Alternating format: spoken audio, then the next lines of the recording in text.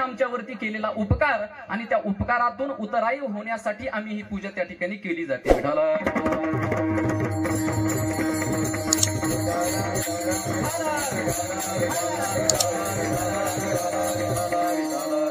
हो, उपकारातून त्या ठिकाणी महाराज उतराई होण्यासाठी आपण अनेक साधनांची पूजा करत असतो. म्हणून उपकारातून त्या ठिकाणी उतराई होण्याची जी संस्कृती ती तुमच्या आमच्या भारत देशामध्ये, आणि प्रत्येक माणसाने आपल्यावरती ज्याचे उपकार आहेत त्याच्या उपकारातून उतराई होण्याचा प्रयत्न करावाच. काय उपकारातून उतराई होण्याचा प्रयत्न करावाच, कारण जो उपकारातून उतराई होतो तो कृतज्ञ असतो, आणि जो उपकारातून त्या ठिकाणी महाराज उतराई होत नाही, नवे नवे उपकार करणाऱ्यावरतीच जो अपकार करतो, थोडासा बेसा उपकार करणाऱ्यावरतीच जो त्या ठिकाणी अपकार करतो तो त्या ठिकाणी कृतज्ञ म्हटला गेलेला आहे. मग जो कृतज्ञ तो कृतज्ञ शास्त्रांना मान्य आहे, आणि कृतज्ञ जो आहे तो शास्त्रांना त्या ठिकाणी मान्य नाही. नवे नवे तुम्हा आम्हाला सुद्धा मान्य नाही. एखाद्यावरती आपण उपकार करावा आणि त्याच्या उपकाराची त्या ठिकाणी त्याने परतफेड आपल्यावरती अपकाराने करावी, हा न्याय आहे का? कदापि नाही. आणि तो आपल्या शास्त्रांना त्या ठिकाणी महाराज मान्य सुद्धा नाही. त्या ठिकाणी महाभारत असं सांगतं, कृतज्ञ नास्ति निष्कृती. कृतज्ञ माणसं त्या ठिकाणी महाराज त्याला कसल्याच पद्धतीचा उतरून जाण्यासाठी उपाय नाहीये, कसल्याही पद्धतीने तो उद्धरून जाऊ शकत नाही. म्हणून कृतज्ञ माणसाने बनलं नाही पाहिजे, कृतज्ञ माणसाने बनलं पाहिजे. बघा, एक साधू स्मशान वाटेच्या दिशेनं त्या ठिकाणी चालत होते. त्या मसन वाट्यामध्ये त्या साधूला एक चांडाळीन दिसली. बघितलेली का कोणी? नाही बघितलेली ना. आता चांडाळीन तिच्या नावातच तिचं त्या ठिकाणी स्वरूप आहे. ती चांडाळीन बसलेली होती आणि जात असताना संन्याशाने विचारलं, म्हणले माते काय करतेस? तिनं सांगितलं, म्हणले काय नाही महाराज, जेवण शिजवते. जेवण शिजवते? काय जेवण शिजवते? म्हणले महाराज, मी स्मशान वाटेमध्ये राहणारी, मसन वाट्यामध्ये राहणारी, मी दुसरं तिसरं जेवण काय शिजवणार? म्हणले काय जेवण शिजवते? म्हणले मी कुत्र्याचं मांस शिजवते मला खाण्यासाठी. ध्यान देऊ राय का बरं का, कशासाठी सांगतोय? महाभारत असं सांगतंय की ज्या माणसानं त्या ठिकाणी उपकार करणाऱ्यावरतीही त्या ठिकाणी महाराज अपकार केला, असा असणारा जो कृतज्ञ आहे, त्या कृतज्ञ माणसाला त्या ठिकाणी महाराज कुठंच जागा नाही.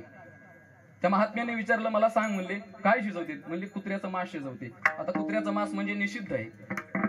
तसं कोणत्याही जनावराचं मांस असू द्या, ते निषिद्ध आहे, परंतु लोक खातात, निषिद्ध आहे.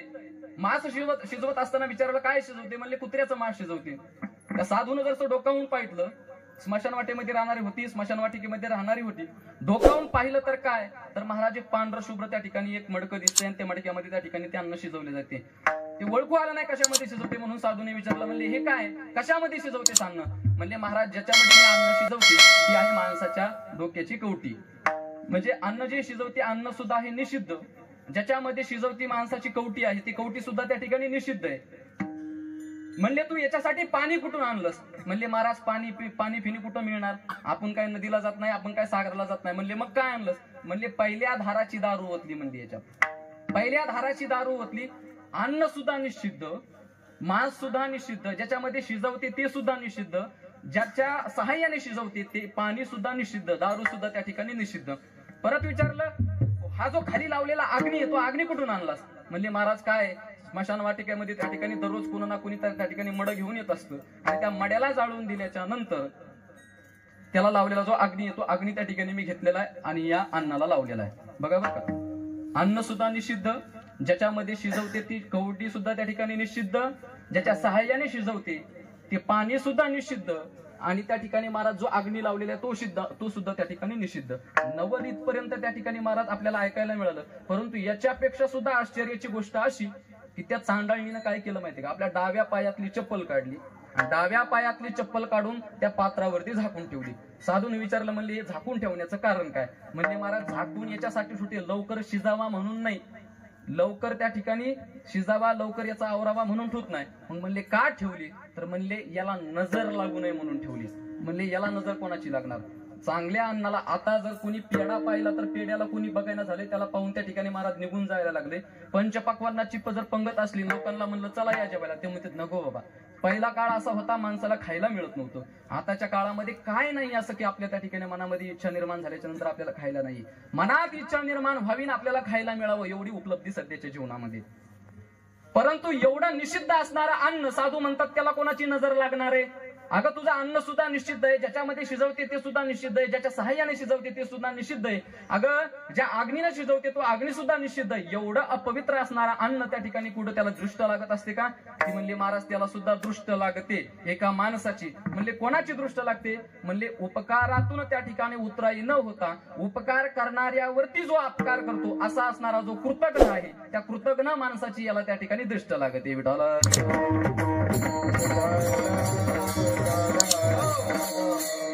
म्हणून महाभारताने असं सांगितलंय की कृतज्ञ स्तुती, कृतज्ञ माणसाला त्याच्यातून निघण्यासाठी किंवा कृतज्ञ माणसाला त्याच्यातून तरुण जाण्यासाठी साधनच नाही. म्हणून माणसानं कृतज्ञ नसलं पाहिजे, माणसाने कृतज्ञ असलं पाहिजे. ज्याने आपल्यावरती उपकार केलेला आहे त्याच्यावरती उपकार करूनच त्या उपकाराची फेड करायची. जर करता येत नसेल तर नाही करायची, परंतु अपकार करायचा नाही. म्हणून कृतज्ञ नाही बनायचं. का कृतज्ञ नाही बनायचं? ध्यान देऊन ऐका गड्या. आणि जात असतानाही त्या ठिकाणी माझं वाक्य घरी घेऊन जा. बघा कोणीतरी वाईट वेळेमध्ये त्या ठिकाणी आपल्याला त्या ठिकाणी महाराज हातभार दिलेला असतो, आधार दिलेला असतो, म्हणून आपलं जीवन सिद्ध झालेलं असतं. ध्यान देऊन ऐका. वाईट वेळेमध्ये ज्याने आपल्याला वेळ दिला त्या माणसाचे उपकार त्या ठिकाणी आपण विसरायला नाही पाहिजेत. कारण वाईट वेळेमध्ये योग्य वेळेमध्ये वेळ देणारा माणूस जीवनामध्ये मिळाला की माणसाच्या जीवनात चांगली वेळ यायला उशीर लागत नाही. चांगली वेळ येण्यासाठी त्या ठिकाणी महाराज योग्य माणूस आणि योग्य माणसाची साथ आपल्या जीवनामध्ये लागते. आणि जर कोणाच्या त्या ठिकाणी सहयोगाने आपलं जीवन त्या ठिकाणी उद्धरून जात असेल, जर कोणाच्या जर सहयोगाने जर कोणाच्या उपकाराने त्या ठिकाणी महाराज आपलं जीवन त्या ठिकाणी महाराज सिद्ध पावत असेल तर त्या महात्म्याची आणि त्या माणसाचे उपकार आपण त्या ठिकाणी ठेवलेच पाहिजे.